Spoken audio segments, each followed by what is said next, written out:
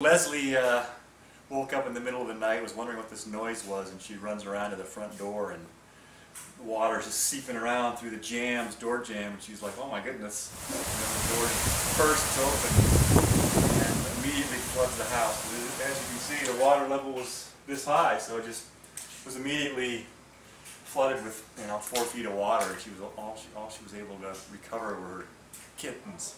She had 2 cats. Apparently one of them was sort of swimming around in the water and the other one was up high. She was able to rescue the cats, and that's that.